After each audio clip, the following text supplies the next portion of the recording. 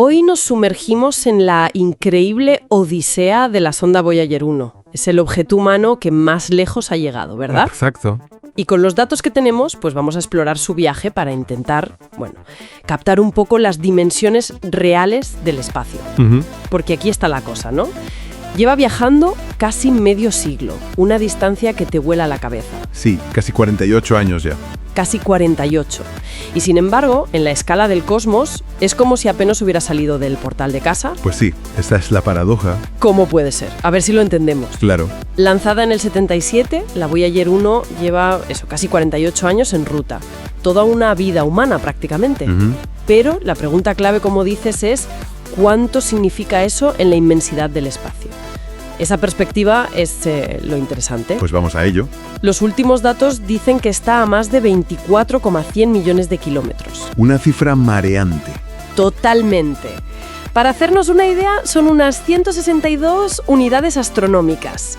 Recordemos rápido, una UA es la distancia Tierra-Sol, ¿no? Unos 150 millones de kilómetros. Eso es. Pues 162 veces eso. Pero, y aquí viene lo fuerte, después de 47 años viajando, resulta que esa distancia es solo 21,04 horas luz. A ver, ¿cómo puede ser que casi 50 años de viaje se queden en menos de un día luz? No me cuadra. Ahí está el kit de la cuestión, claro. Es la escala del universo y cómo la medimos. Nos lía un poco usar años y horas porque pensamos en tiempo. Claro. Pero el año luz y la hora luz o el día luz son unidades de distancia. Distancia pura y dura. Vale. Miden cuánto espacio recorre la luz en ese tiempo. Esas 21,04 horas luz son simplemente la distancia que la luz a sus 300.000 kilómetros por segundo pues tarda en viajar desde donde está la Voyager 1 hasta aquí. Entendido. O sea que si la NASA manda una orden ahora mismo... Pues tarda 21 horas y pico en llegarle a la sonda. 21 horas. Y si la sonda contesta, otras 21 horas y pico para que nos llegue la respuesta. Más de 42 horas de ida y vuelta. Vaya, eso sí que da una idea de lo lejos que está. Exactamente. Y eso que hablamos de la velocidad de la luz, el límite absoluto. Claro. La Voyager 1, que para nosotros va rapidísimo, unos 61.000 kilómetros por hora. Que ya es velocidad. Sí, pero comparado con las distancias entre estrellas, su velocidad es, bastante modesta. Y a pesar de todo sigue funcionando, ¿verdad? Aunque ha tenido sus problemillas técnicos últimamente. Sí, la NASA ha hecho un trabajo espectacular manteniéndola operativa. Increíble. Sigue mandando datos desde el espacio interestelar, fíjate. Pero sí, parece que la energía se le está acabando. Quizás hasta 2025, más o menos.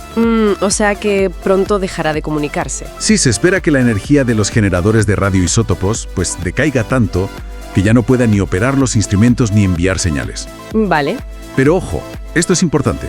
Cuando se quede sin energía y, enmudezca para nosotros, no se va a parar. Ah, ¿no? No, seguirá su viaje, por pura inercia. O sea que, aunque muera para nosotros en términos de comunicación, su viaje físico sigue y sigue. Exacto, para siempre, básicamente. ¿Y hacia dónde va en esa deriva silenciosa?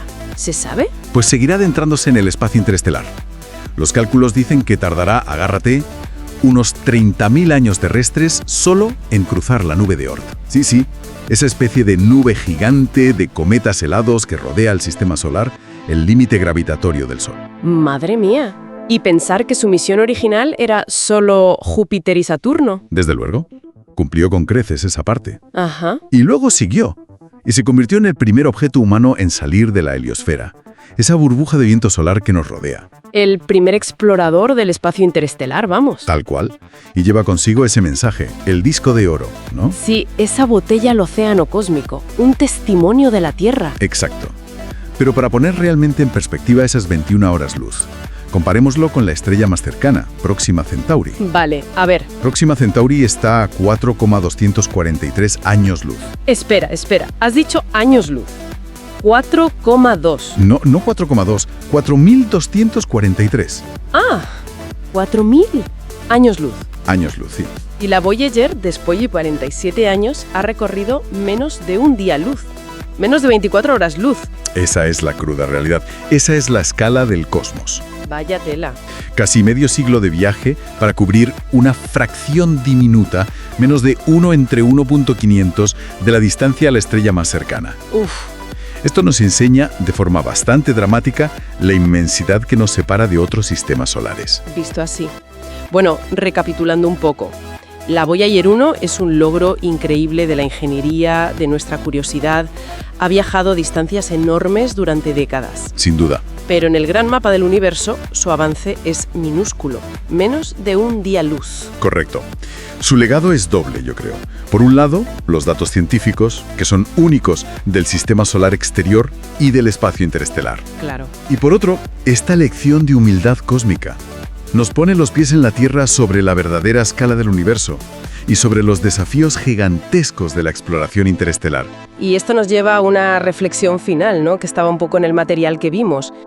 Si la Voyager 1, que es lo más lejos que hemos llegado, ha tardado casi 50 años en recorrer menos de un día luz, ¿qué nos dice esto sobre la posibilidad real, como especie, de llegar a estrellas cercanas como Próxima Centauri? Pues sí. En un futuro que podamos considerar, previsible, no sé. Es una pregunta potente, desde luego. Ahí la dejamos, flotando. Para darle una vuelta.